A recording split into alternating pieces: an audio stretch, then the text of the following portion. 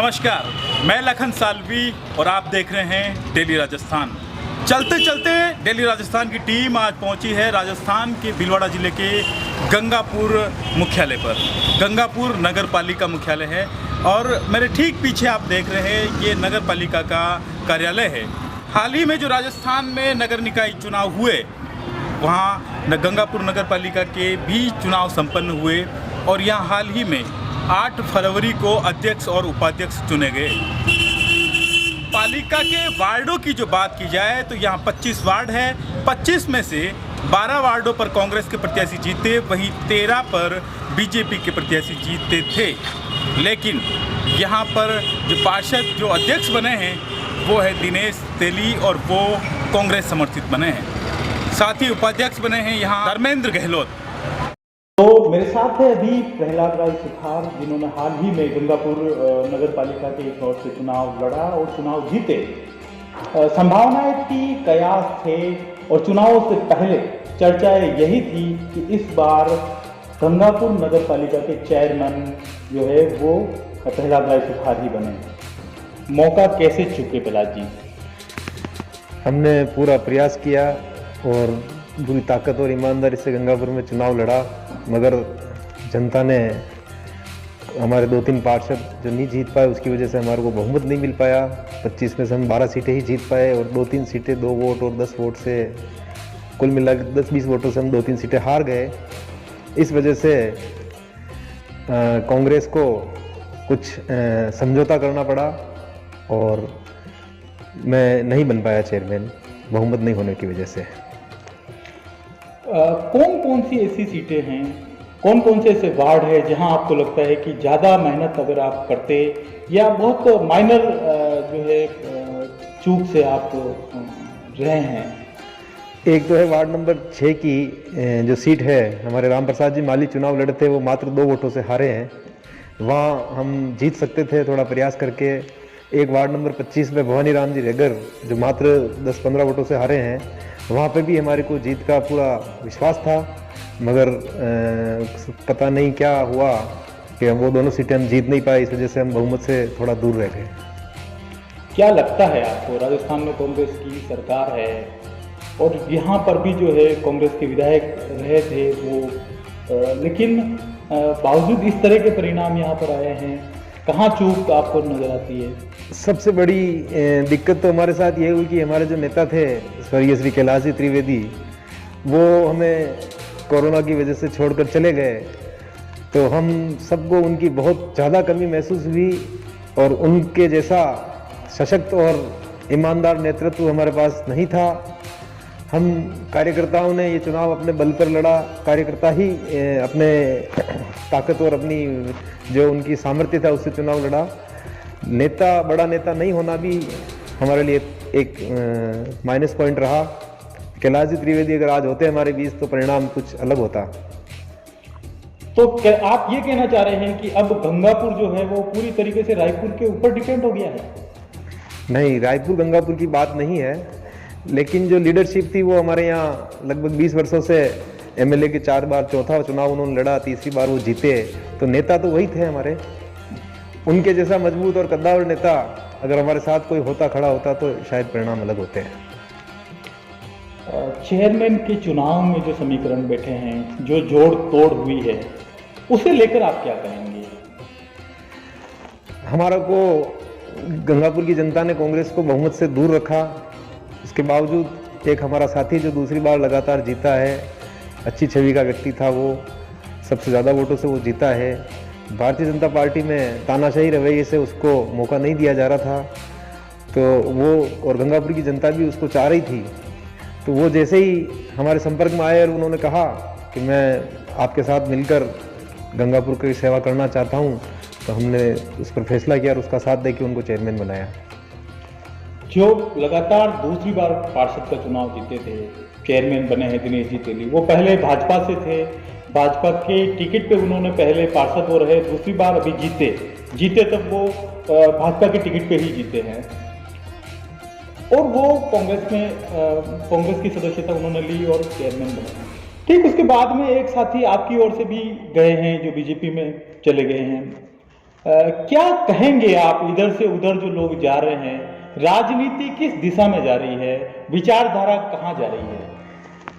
ये बेसिकली कार्यकर्ताओं का लोकल चुनाव है और विचारधारा का और सिद्धांतों का इसमें जो गड़बड़ जाला हुआ है, इधर उधर होना जाना, सिद्धांत ऐसा नहीं होना चाहिए था, पर फिर भी पार्टी हित और नगर हित में, हमारे गांव के हित में हमें कुछ फैसले लेने पड़े।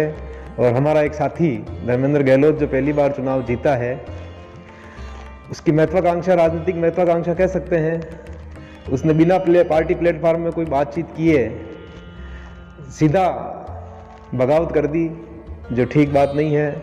अगर उनकी इच्छा थी, उनकी महत्वाकांक्षा थी वो हमारे प्लेटफॉर्म पे बात करते, निश्चित रूप से हम उनको उनकी बात सुनने का उनको मौका देते और हो सकता है उनको वाइस चेयरमैन हम कांग्रेस से भी बना सकते थे, पर उन्होंने कोई बात किए बिना ही स्वयं फैसला लेकर उधर दल बदल कर लिया, तो उसके बाद कोई बात करने की गुंजाइश बची नहीं थी, इसलिए ऐसा हुआ था। आपके पास भी कोई ऑप्शन था, आपके पास भी कोई प्रलोभन था कि चेयरमैन हम बना देते हैं, आप हमारी तरफ आ जाएं?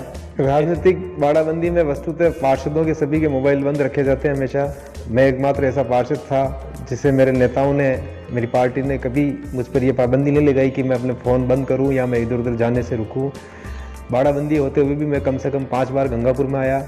मुझे कई तरह के प्रलोभन दिए गए, कई तरह की लोभ दिए गए, पद देने की पेशकश की गई, मगर मैंने अपनी पार्टी के साथ गद्दारी करना और अपनी ज़मीर को बदलना उचित नहीं समझा और मैं अपनी पार्टी के साथ खड़ा रहा, क्योंकि मैं भी एक ही वार्ड से लगातार 3 चुनाव लड़ा और तीसरी बार मुझे लोगों ने जीता कर भेजा है, मेरे वार्ड के लोगों ने हाथ के निशान पे, तो मैं उनके साथ, उनकी भावनाओं के साथ, उनके विश्वास के साथ विश्वासघात नहीं कर सकता था। आपने अभी कहा था कि पार्टी के पास कद्दावर नेता की नहीं होने से एक कमी रही और जिसकी वजह से भी आप अपना टारगेट अचीव नहीं कर पाए। आपको ऐसा लगता है कि गंगापुर में कोई कद्दावर नेता अब नहीं है पार्टी के लिए? कद्दावर नेता अगर सही तरीके से देखा जाए तो गंगापुर में हमारे पास नहीं है अभी। जो कुछ लोग राजनीति कर रहे हैं उनका अलग एक मोटिव है, अलग उद्देश्य है उनका। कार्यकर्ताओं को एक साथ लेकर, उनकी भावनाओं को समझकर, जनमत को समझकर कार्य करने की क्षमता वाला नेता हमारे बीच आज नहीं है, इसका हमें खेद है। क्या आगामी वापस चुनाव है और उस उपचुनाव में आपको ऐसा लगता है कि फिर से खेद व्यक्त करना पड़ेगा?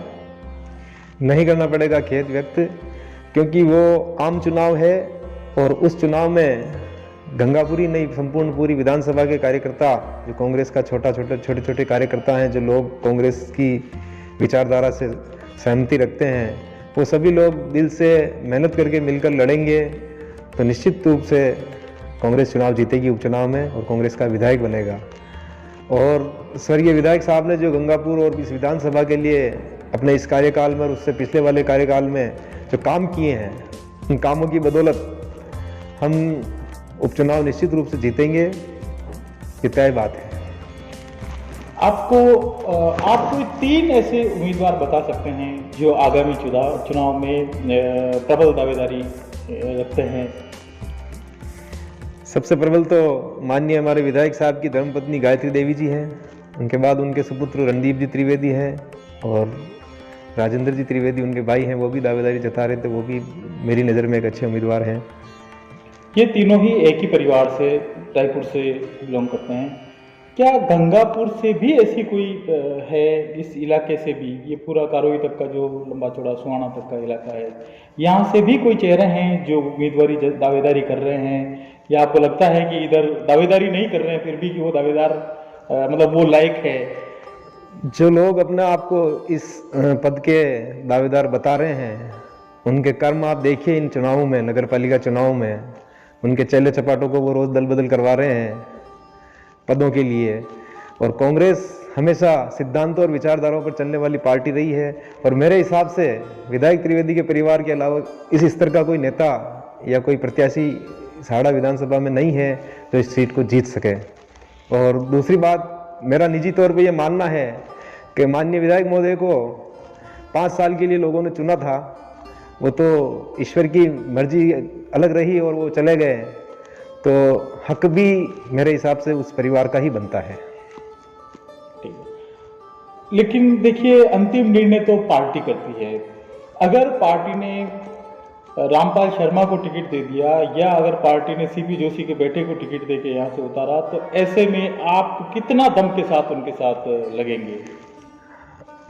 मेरा निजी मानना, मेरी सहानुभूति और मेरा खुद का हो सकता है झुकाव त्रिवेदी परिवार के पक्ष में हो, पर मैं कांग्रेस कार्यकर्ता के नाते किसी को भी पार्टी टिकट देगी, तन मन धन से हम उनके साथ लगकर उनको जिताने का प्रयास करेंगे और निश्चित तौर पर उनको जिताएंगे। आपको लगता है कि आपने बोर्ड तो बनाया है, अभी कांग्रेस के चेयरमैन यहाँ हैं और आपका 1% जो है वो बीजेपी में जा घुसे हैं, तो ऐसे में वापस रेशियो वही 12-15 जितने आप जीते थे उतने ही आपके पास है और विपक्ष के पास अभी 13 पार्षद है, तो ऐसे में 2 साल बाद कहीं सांसों में रुकावटें रहेगी? नहीं रहेगी, बिल्कुल नहीं रहेगी सांसों में रुकावटें। और आप निश्चित तौर पर मानकर चलिएगा कि हमने जो बोर्ड बनाया है वो निर्बाध रूप से पूरे 5 वर्ष का कार्यकाल पूर्ण करेगा और जनहित के कार्य हम करेंगे और जनता के हित के लिए ही तत्पर रहेंगे और निश्चित तौर पर हम अपना कार्यकाल निर्बाध रूप से पूरा करेंगे। 3 सवाल यहाँ के जनता के मुद्दों को लेकर करूंगा और वो इसलिए भी करने जरूरी है क्योंकि आपने चेयरमैन बनने का सपना तो देखा ही था। जब चेयरमैन बनने का सपना आपने देखा है तो गंगापुर के विकास की भी कोई परिकल्पना निश्चित तौर पे आपने की होगी। ऐसे में आपको कौन से 3 ऐसे मोटे काम हैं, ऐसे मुद्दे हैं, जनहित के काम हैं जो आपको लगते हैं कि ये सबसे पहले होने चाहिए? सबसे पहला तो हमारा जो मुख्य मार्ग है गंगापुर में प्रवेश का, साड़ा चौराहे से लेकर डाक बंगले तक और इधर मिल गेट से लेकर डाक बंगले तक, कोर्ट चौराहे तक, इन दोनों रास्तों का हम काफ़ी समय से प्रयास कर रहे थे, मगर तकनीकी कारणों से वो कार्य हमारे पिछले कार्यकाल में टेंडर वगैरह तो हो चुके थे मगर उनका कार्यादेश जारी नहीं हो सका। तो हमारा सबसे पहला मोटिव ये रहेगा कि हम उस कार्य को पूरा करें और एक अच्छा गंगापुर में प्रवेश का मार्ग हम बनावें, उसके दोनों तरफ अच्छी से पानी की निकासी के लिए नाली वगैरह बना के करें ताकि सड़क खराब नहीं हो। और पानी की जो सबसे बड़ी प्रॉब्लम हमारी थी वो अभी लगभग खत्म हो चुकी है। चंबल का पानी गंगापुर में आ चुका है, 48 घंटों के अंतराल से पानी गंगापुर वासियों को मिलने लगा है। तो मोटे मोटे तौर पर ये दोनों जो समस्या थी पानी और रास्ते की खत्म हो चुकी है। बाकी पूरे गंगापुर में सड़क नाली का काम हमने पिछले कार्यकाल में लगभग पूरा कर लिया है। अब चिकित्सा से संबंधी कुछ करने हैं, जैसे आईसीयू वार्ड का निर्माण करना है, आईसीयू एम्बुलेंस उपलब्ध करानी है गंगापुर वासियों को निःशुल्क रूप से, कॉलेज के भवन का निर्माण करना है। तो ये सब बड़े बड़े काम हैं जो गंगापुर की नई पीढ़ी के लिए हमें करना है, हमारा उत्तरदायित्व है, वो हम करने के लिए हमेशा तैयार और तत्पर हैं। और जैसे ही नगर पालिका का संचालन शुरू होता है हम सबसे पहले इन कामों को करने का प्रयास करेंगे। धन्यवाद विलास जी हमारे से जुड़ने के लिए, आगे भी और मिलेंगे। और आप क्या कुछ करते हैं, आप अपने जो वादे हैं उनको पूरा करते नहीं या नहीं करते, उन पे हम लगातार निगाह बनाए रखेंगे। ए भाई सब्सक्राइब करो डेली राजस्थान चैनल को। आप सभी डेली राजस्थान चैनल को सब्सक्राइब करो।